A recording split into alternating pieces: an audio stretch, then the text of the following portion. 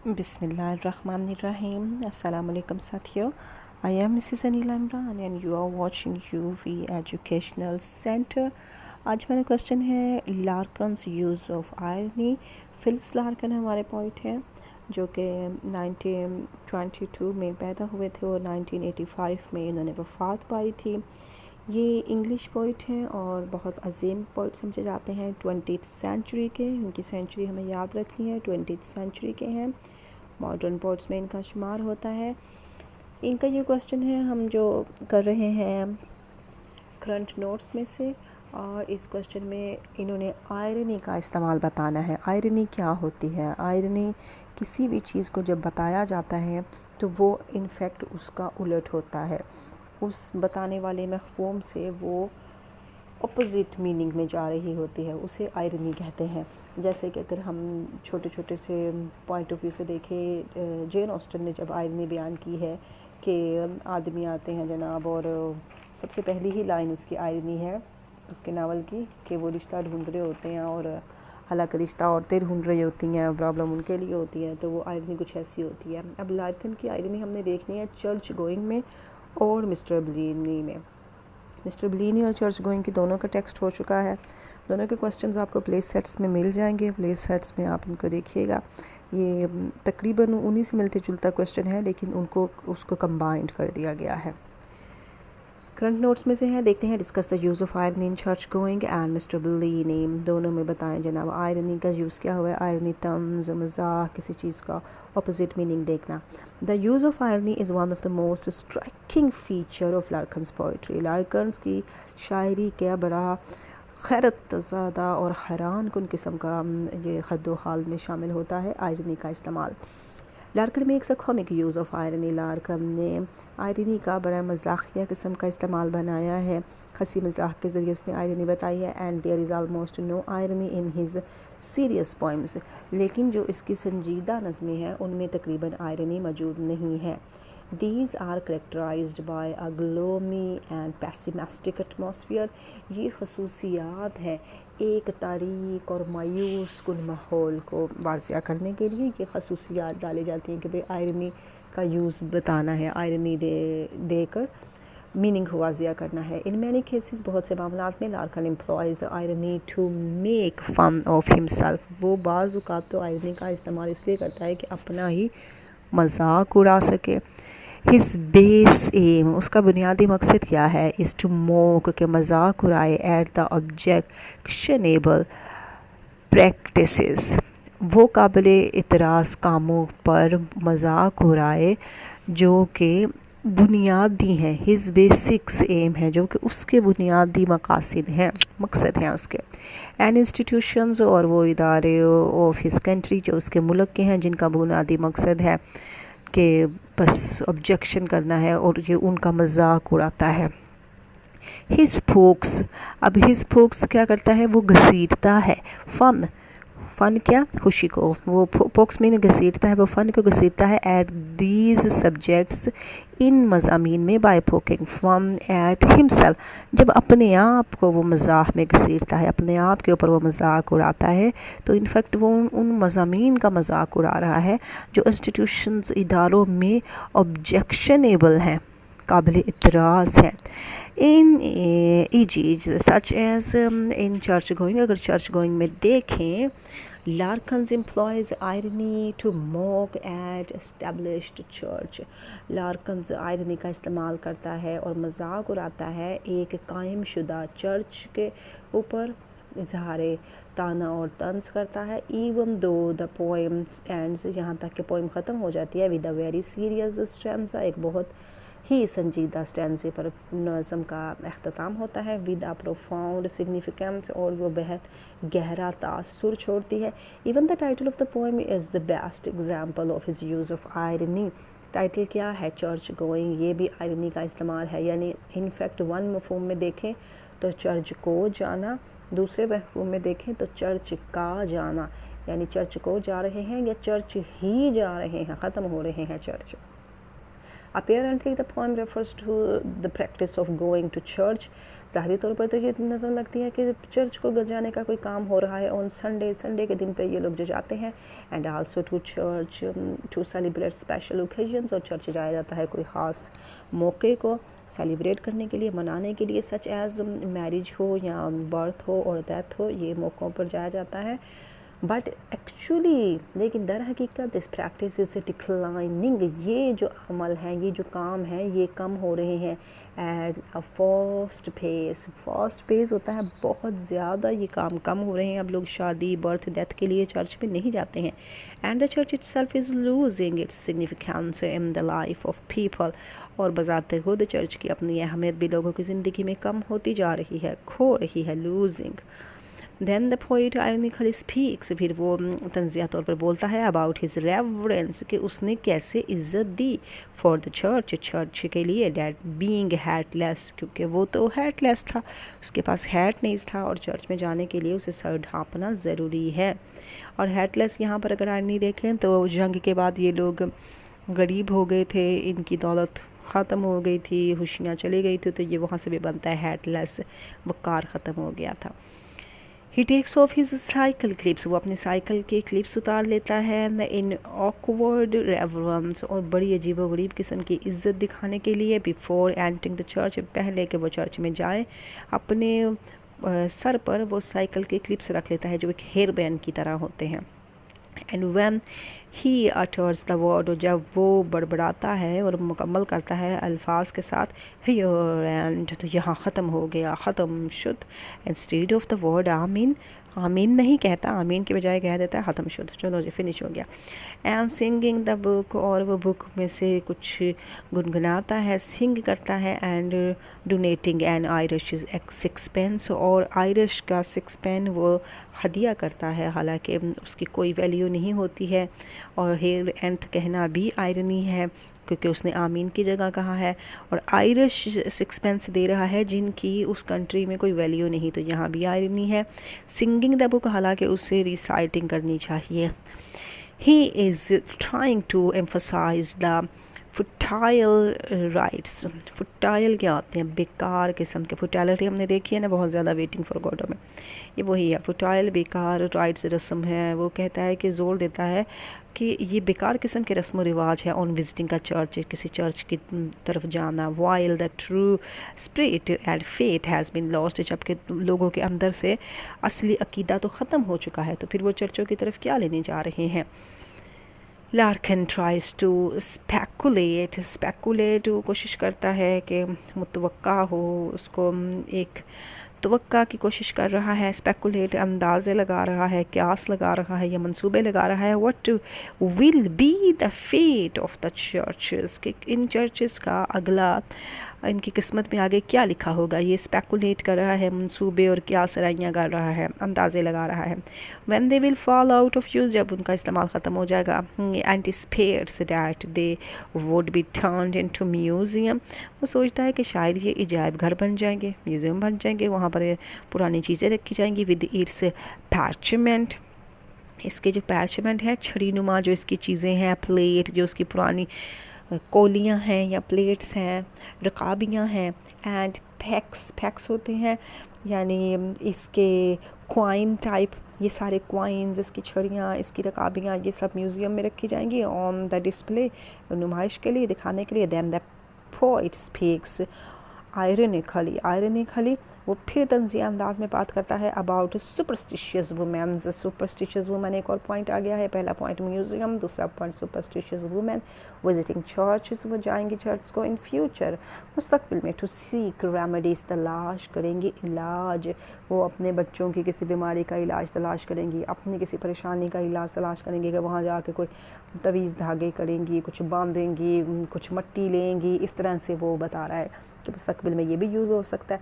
Women visiting churches in future to seek remedies, इलाज के लिए तलाश करने के लिए चर्च में जाएंगे। Then the poet ironically asked, फिर वो हमसे पूछता है, व्हाट वुड रिमेन, क्या बाकी रह जाएगा, व्हेन डिसबिलीव हैज़ गॉन, जब ये यकीन भी ख़त्म हो जाएगा कि यहाँ पर हमने किसी रेमेडी के लिए जाना है, हमने किसी सुपरस्टिशियस बिलीफ के लिए जाना है, तोहम परस्ती के लिए जाना है, ये भी ख़त्म हो जाएगा, तो फिर क्या करेंगे। नेक्स्ट आगे वो कहता है, he speaks ironically about the kind of peoples who might continue to visit the church even after the loss of faith. अब कहता है कि जिन लोगों का अकीदा ख़त्म हो जाएगा वो भी चर्च को जाएंगे। आयरनिकली कह रहा है एंटिसिपेट्स। अब एंटिसिपेट्स क्या करते हैं, मुतवक्का है, उसको तवक्का है या वो पहल कर रहा है। अबाउट द लास्ट विजिटर, वो कहता है कि मुझे तवक्का है कि ये जो लास्ट विजिटर होगा ना, हु माइट रिप्रेजेंट लार्कन हिमसेल्फ, जो बज़ाते खुद लार्कन अपने आप को समझता है कि शायद मैं चर्च का एक आखिरी विजिटर हूँ, आखिरी आया हूँ यहाँ पर बंदा है। हिमसेल्फ एज आ बोर्ड, और अपने आप को कहता है कि बड़ा ही मैं बेजार हुआ यहाँ आकर, एंड इन इन्फॉर्म्ड, और मुझे कुछ भी नहीं पता चला। इन इन्फॉर्म्ड मैन, मैं कोई बाखबर किस्म का आदमी नहीं था, कोई मुझे ख़बर नहीं दी मिली यहाँ से। विजिटिंग का चर्च, एक चर्च में आया हूँ despite his loss of faith, हालांकि तो मेरा फेथ ख़त्म हो चुका। और लार्कन बजाते खुद भी बेदीन ही थे, ये क्रिश्चियनिटी को भी नहीं मानते थे, किसी दीन को नहीं मानते थे। ही इमेजिन्स, वो तस्वुर करता है, that the house of God, के जो ये गॉड का एक जो घर है, चर्च है, वो return into store house for grain. शायद जब सुपरस्टिशियस भी ख़त्म हो जाएंगे तो इसमें कोई गंदम वगैरह के ढेर रखे जाएंगे और इसे स्टोर रूम के लिए यूज़ किया जाएगा। एंड शेल्टर, या इसे पनागा बना दी जाएगी फॉर शीप्स, भेड़ों के लिए। And restore for superstitious women, या फिर बसेरा ही बन जाएगा उन तोहम परस्त औरतों का जिन्होंने यहाँ पर आके कुछ तवीज़ धागे करते हैं। लार्कन फील्स, सोचता है, सॉरी, अफसोस, कि ये उससे महसूस होता है, उससे अफसोस होता है फॉर द पीपल, लोगों के लिए, that believe is losing rapidly, कि उनका यकीन बड़ी तेज़ी से ख़त्म हो रहा है। And the place built for uh Salomon purpose, और ये जो मकाम है, ये जो जगह है, इसको तामीर किया गया है बड़े ही एक ख़ास किस्म के, सलमन नामालूम किस्म के पर्पस, मकसद के लिए। इज़ बीइंग रिस्ट्रिक्टेड, लेकिन अब वो महदूद हो गया है। वैसे तो उसका बड़ा ख़ास किस्म का सलमन पर्पस था उसको करने का, कि यहाँ आएंगे इबादत करेंगे, लेकिन अब वो रिस्ट्रिक्टेड हो गया है, रुक गया है या महदूद हो गया है टू मेयर सेरेमनीज़। बस वहाँ पर अब पार्टियाँ शार्टियाँ होती हैं, सेरेमनीज़ मनाई जाती हैं, सालाना जलसे मनाए जाते हैं। एंड ओकेजनल विजिट्स, या कभी कभार कोई जाता है, बाय अ फ्यू पीपल, चंद लोग चले जाते हैं। सिमिलरली अगर हम देखें इसी तरह से आयरनी परवेड्स, परवेड्स क्या आता है, आयरनी जो है वो फैल जाती है, या आयरनी फंस जाती है, आयरनी घुस जाती है। द होल पोइम, पूरी पोइम में आयरनी घुसी पड़ी है, परवेड्स छाई हुई है, घुसी हुई है। कॉल्ड मिस्टर ब्लेनी, अगर मिस्टर ब्लेनी को देखें तो इसकी पोइम में भी आयरनी पाई जाती है। द रूम, वो कमरा इन which Mr Bleaney state, mister ब्लेनी रहता है, इज़ वेरी शेबी, बहुत ही खस्ता हाल है। The room in which Mr Bleaney stayed is very shabby, बहुत खस्ता हाल है। And the view through the window is equally detestable, और वो बाहर वाला जो नज़ारा है वो भी काबिल नफ़रत है। दिस शेबिनस, ये जो खस्ता हाली है, in the poem has been described, जो इस पोइम में बयान की गई है, इज़ एन आयरनिकल वेन, ये एक आयरनिकल नस है। उसने इस पोइम में एक शख्स के कमरे के बारे में बताया है। ये आप हमारी पोइम टेक्स्ट देखेंगे प्लेस सेट्स में तो आपको पता चल जाएगा, उस वहाँ तफसीलात ज़्यादा हैं।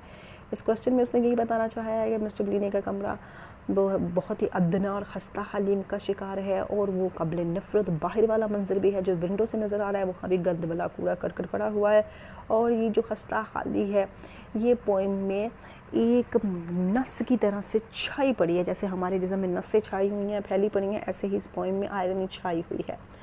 The poem takes an ironical turns, अब यहाँ पर एक और तंजिया मोड़ आ जाता है। When the poet takes the room of Mr Bleaney, जब ये वाला पोइट मिस्टर ब्लेनी का रूम किराए पर ले लेता है, on rent, and the poet lays on the bed, और पोइट शायर यानी लार्कन बजाते खुद बेड पर लेट जाता है। Where Mr Bleaney used to lie, जहाँ कभी मिस्टर ब्लेनी इस्तेमाल करता था उसे लेटने के लिए। एंड स्मोक्स हिज सिगरेट, और सिगरेट उसके जलाता है। On the same saucer of Mr Bleaney, उसी सॉसर में जो मिस्टर ब्लेनी को कहीं से गिफ्ट आया होता है, और उसने उसे सिगरेट के वो जो जला हुआ हिस्सा होता है राख वगैरह डालने के लिए, सॉसर को यूज़ करते हैं। ऐसे ही फिलिप्स लार्किन भी यूज़ करते हैं उसी सॉसर का इस्तेमाल उसी तरीके से। Then the poet ironically speaks, फिर वो बोलता है तंज़िया अंदाज में about the jabbering radio set. अब यहाँ पे पोइट की और मिस्टर ब्लिनी के दरमियान भी कुछ आयरनिकली रिमार्क्स हैं, दोनों एक दूसरे से उल्ट हैं। अब वो कहता है कि मुझे ये बड़बड़ाता हुआ रेडियो बिल्कुल पसंद नहीं आया। Then the poet ironically speaks about Mr Bleaney, जब फिर उसके लिए बोलता है, मिस्टर ब्लिनी को बजाते खुद रेडियो बहुत पसंद था लेकिन इसे पसंद नहीं। अब वो अगेन कह रहा है कि Mr Bleaney is going to stay with some folk in Frinton. Frinton में कुछ लोगों के साथ वो जाता था वहाँ छुट्टियाँ गुजारने के लिए, to spend his summer holidays, अपनी गर्मियों की छुट्टियाँ गुजारने के लिए वो वहाँ जाता था कुछ लोगों के पास, अपने रिश्तेदारों के पास। आगे देखते हैं पैराग्राफ है, इन मिस्टर ब्लिनी में लार्कन इंट्रोड्यूस एन इंडिविजुअल, एक इनफरादी शख्सियत उसने हमसे मुतारिफ़ करवाई है, who becomes a victim of alienation, बेगानगी का शिकार था वो दूर था लोगों से, वो उसके अंदर बददिली सी पैदा हुई थी। एलाइनेशंस में लगा लें कि वो दूर था इन द मॉडर्न वर्ल्ड, इस जदीद दुनिया में जबकि फ़ासले बहुत कम हैं, वो शख्स फ़ासलों का शिकार था। The low quality of life is depicted, उसकी ज़िंदगी के बहुत ही अदना हालत को बताया गया है at its best in Mr Bleaney, और मिस्टर ब्लिनी में बेहतरीन तरीके से बताया गया है। द सबस्टैंडर्ड, ये जो मेयार है लाइफ, ज़िंदगी का जो मेयार है, डैट मिस्टर ब्लिनी लीड्स, जैसे मिस्टर ब्लिनी जो ज़िंदगी गुजार रहा था, इज़ एन इंडिकेशन, एक इशारा है, of the declining quality of life, के हमारी ज़िंदगी की खूबियाँ ऐसे ही ज़वाल पसीर हो रही हैं इन मॉडर्न टाइम में। यहाँ मॉडर्न टाइम का भी क्वेश्चन निकलता है कि मिस्टर ब्लिनी को मॉडर्न टाइम के लिहाज से बताएं तो मॉडर्न टाइम में फ़ासले बढ़ गए हैं। लोग पहले अलाइनेशंस का शिकार नहीं थे, बेगानगियों का शिकार नहीं थे, लेकिन अब फ़ासले ज़्यादा हैं, डिक्लाइनिंग क्वालिटी हो गई है ऑफ लाइफ की। देयर इज़ नो पीस, यहाँ अमन नहीं है, एंड सोलेस, और कोई सुकून या तसल्ली नहीं देते हैं आता है इन द अर्बन सेटिंग, इस शहरी ज़िंदगी में सब अपने अपने फ्लैट्स में घुसे पड़े हैं।